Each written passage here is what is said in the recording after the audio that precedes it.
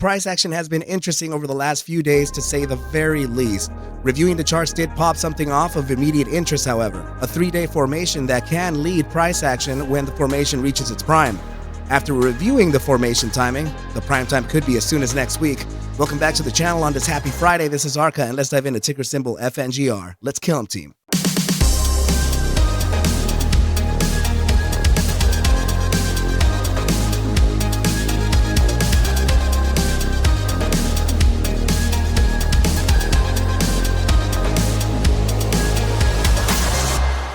What is up, you guys, and welcome back to the channel. Let's go ahead and dive into ticker symbol FNGR. And what you're observing here is actually the manipulation chart on the 30-minute, the very one that we've actually used to determine when the market has been manipulated, right? So over the last week, this is a 5-day period here. So it looks like we've had 2 days out of the 5 days with manipulation, right? And the last 2 of them being manipulation free. So this is actually pretty good, and it explains why price action could be continuing on to the upside, right? Without any of that forgery in there. Well, I will say that there is a formation to possibly back the upside here, right? So if we can just go ahead and move on to the next chart here, I'm gonna go ahead and display something very curious. Okay, so first of all, I want you to notice here that we definitely had a formation back here that was this was an ascending triangle. This was supposed to be a bullish formation, we would complete here, and we would approach the apex here to around 65 to 75% to the apex, and then break out of this to make a continuation to the upside. The problem here is that we didn't do that. In fact, we continued to the downside. It doesn't mean that it's manipulation in this case. It actually just means that the formation failed, right? And the curious thing here is that it did meet a target, right? So let's go ahead and take a trend line from the breakout point, right? So the breakout point would be this candle, not this one, or this one. Why? Because this is the first candle that has that's completely exposure free to the support or the resistance conversion, right? So this was a support, right? You see how we're supporting here, and then we broke beneath it. Then we started resisting from it.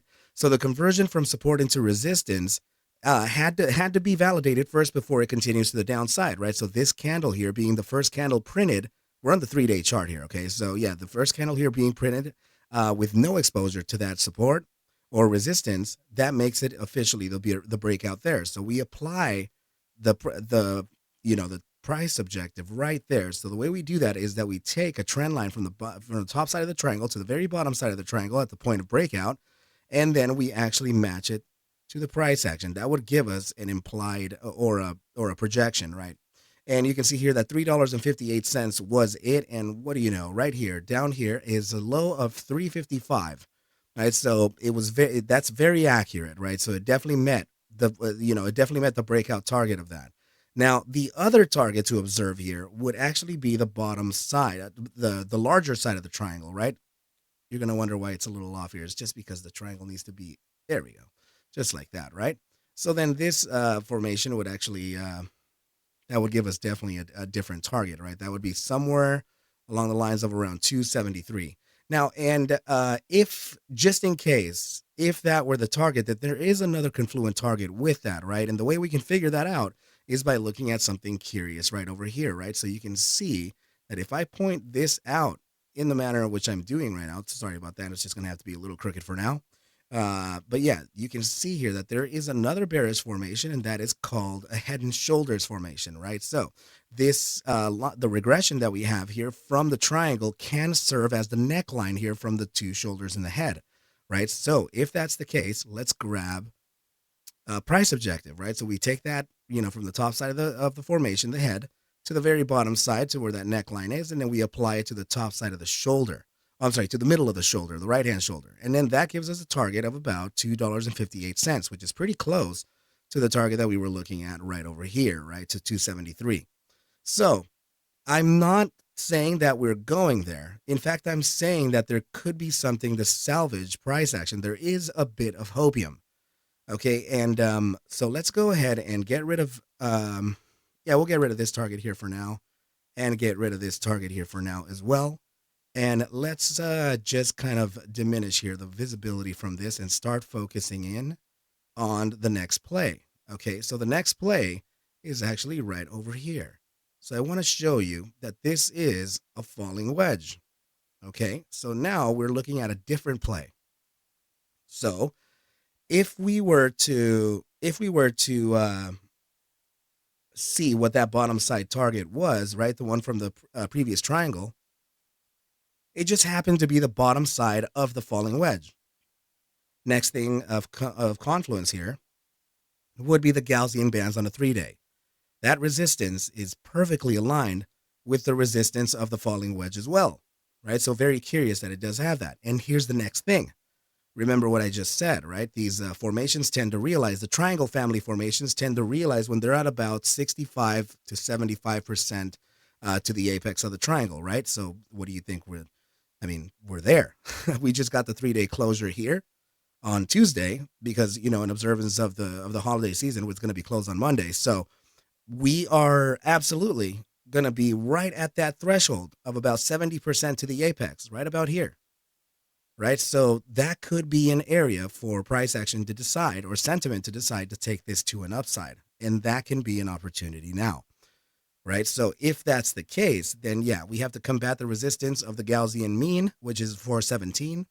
And then we would actually have to combat that resistance of 451, right? That 451 is something that we've talked about for so long on this channel, right? So as soon as we start breaking above that, daily closure above 451 would actually send price action right back up to test the resistance of the prior triangle and the Gaussian top, which would be at around 559.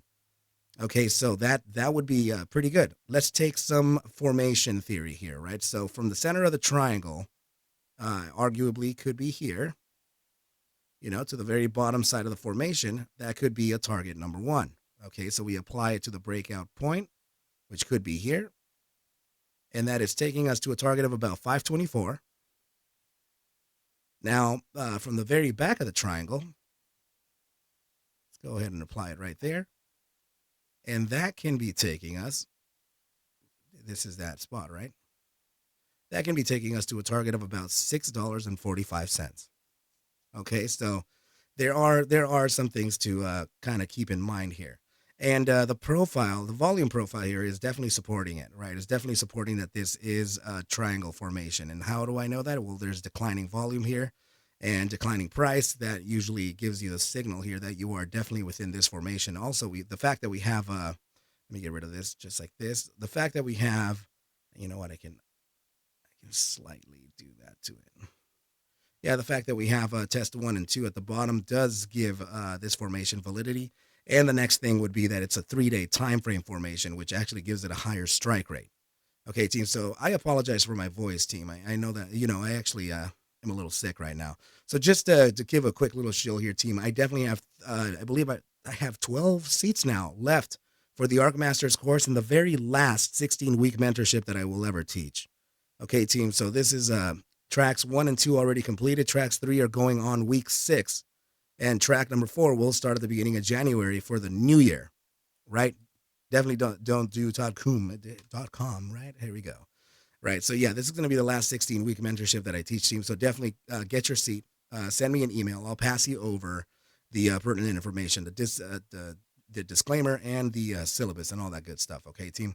So let's move on here and see what else we have. So the daily time frame is definitely something that I wanted to talk to you about because we've actually now closed our first daily candle upside of the SMA 200. So we reacquired it. And that's a big deal, right? So now you can see here that the daily time frame EMA 21 is serving as an area of immediate resistance. Now, if we can combat that, then yeah, we'll be able to make ourselves a trip right back to the upside here. And that upside target looks like it could be at the EMA 51 at 462. And you know what? I think that if we take a trend line here from the breakout point, let's just say that we were to break out here and we apply that to the price action here, then that would take us to a target of 477. Yeah, so that's this test right here would literally be the EMA 55 test in case we do break upside of the EMA 21 and start maintaining above it, right? So that's something very positive here. Okay. So now I must warn about something though, because today we actually got the closure of the 5-day, and the 5-day definitely printed. It's actually right here. This is the 5 day that we just finished printing, and it is a bearish engulfing, right? So I would have liked to seen this bearish engulfing with a more of a higher price action, right? So it's set up a little weird here. So far price action is completely ignoring it, but remember that we have 6 days and 19 hours to close this candle here, so there is technically an eternity before we can close this. Okay, team, so watch out with this because this could actually lead price action to a downside. It doesn't have to happen immediately. It does happen over time. Like, for example, here, this is a bearish engulfing candle formation. We ignored it for a while. Then we had bear candle, and then boom, it actually faced all the way down here. So I just want you to practice some patience with this, right? Do not FOMO into any positions here because you know how things can get. Okay, and seeing that the hourly time frame linear regression, the price action actually closed right in between the two bands here. So if we close within this channel, I do think that there could be an immediate short-term upside first, maybe to test that area of about 408 before actually facing a resistance. We'll see what happens then. So let's look at the last part of the analysis here, and this is going to be the RSI. So team, I definitely have a relative strength index video. You'll actually see either the link on the top right around now, or you're going to see it or you're going to see it at the end of the video with the video suggestions that pop up after the video is done. And it's relative strength, so you can understand what these zones mean, right? So in this case, it looks like the RSI signal here in the immediate short-term time frame is pivoted towards the upside. That means that we can pressure the SMA 14 upward and have it enter the gravitational zone, right? And the gravitational zone of the bull weakness percentile. So that means that we may be able to have a shot here to combat that upside. And let's see, by hourly time frame, yeah, it has an upside pivot here as well. It's starting to fall outside of the gravitational zone down here, so this is looking okay. This 4-hour time frame is in danger of a downside here, but it looks like it has support from the SMA 14, so we're good. And same thing with the 8-hour time frame. Yeah, it does have a support down here, but we have to be careful with this one though, because with downside pressure, we can pressure that SMA 14 slightly lower into the gravitational zone, which would then pressure price action lower. Okay, team, so nothing too much to see here within the RSI, other than the fact that the raw price action is telling us, the obvious here. We may actually come back up and test that EMA 21 at around 417 to around 425. And then we would actually come back down to validate yet again our SMA 200 break at around 384, 385. Okay, team. So that's what I'm looking at so far. Please remember to grab your seat in the ARCa Masters trading course before it's too late, team, as I will not teach this again. I need to make sure that I can continue my trading here. Okay, team. So yeah, I think this is a pretty good place to go or to leave off. Please take whatever I do show and iterate within these videos as just a form of entertainment, as I cannot suggest for you to buy, sell, or hold any assets whatsoever. I need you to do your own due diligence and everything will be cool. But with that said, I wish you well a very, very good and Merry Christmas, and I will catch you at the bell on Tuesday. Adios, team.